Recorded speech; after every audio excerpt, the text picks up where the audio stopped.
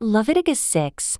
The Lord said to Moses, "If anyone sins, and is unfaithful to the Lord by deceiving a neighbor about something entrusted to them or left in their care, or about something stolen, or if they cheat their neighbor, or if they find lost property and lie about it, or if they swear falsely about any such sin that people may commit, when they sin in any of these ways and realize their guilt, they must return what they have stolen or taken by extortion, or what was entrusted to them, or the lost property they found, or whatever it was they swore falsely about.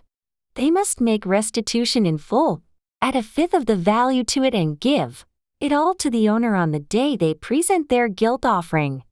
And as a penalty, they must bring to the priest, that is, to the Lord, their guilt offering, a ram from the flock, one without defect, and of the proper value. In this way the priest will make atonement for them before the Lord, and they will be forgiven for any of the things they did that made them guilty. The Lord said to Moses, "Give Aaron and his sons this command. These are the regulations for the burnt offering. The burnt offering is to remain on the altar hearth throughout the night till morning, and the fire must be kept burning on the altar.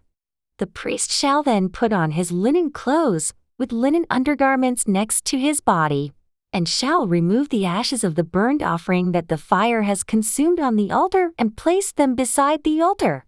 Then he is to take off these clothes, and put on others, and carry the ashes outside the camp to a place that is ceremonially clean. The fire on the altar must be kept burning. It must not go out. Every morning the priest is to add firewood and arrange the burnt offering on the fire, and burn the fat of the fellowship offerings on it. The fire must be kept burning on the altar continuously. It must not go out. These are the regulations for the grain offering. Aaron's sons are to bring it before the Lord, in front of the altar.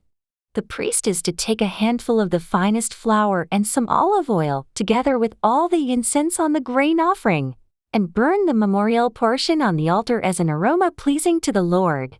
Aaron and his sons shall eat the rest of it, but it is to be eaten without yeast in the sanctuary area.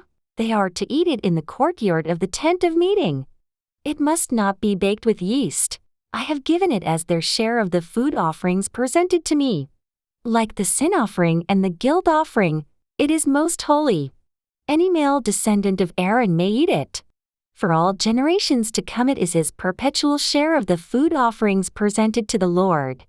Whatever touches them will become holy.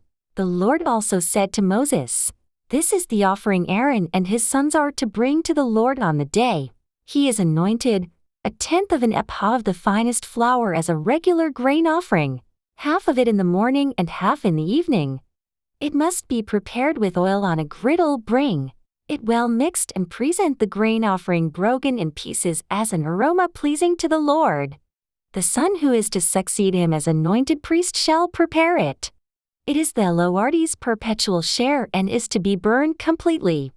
Every grain offering of a priest shall be burned completely. It must not be eaten." The Lord said to Moses, "Say to Aaron and his sons, these are the regulations for the sin offering. The sin offering is to be slaughtered before the Lord in the place the burnt offering is slaughtered. It is most holy. The priest who offers it shall eat it. It is to be eaten in the sanctuary area, in the courtyard of the tent of meeting. Whatever touches any of the flesh will become holy, and if any of the blood is spattered on a garment, you must wash it in the sanctuary area. The clay pot the meat is cooked in must be broken, but if it is cooked in a bronze pot, the pot is to be scoured and rinsed with water. Any male in a priest's family may eat it.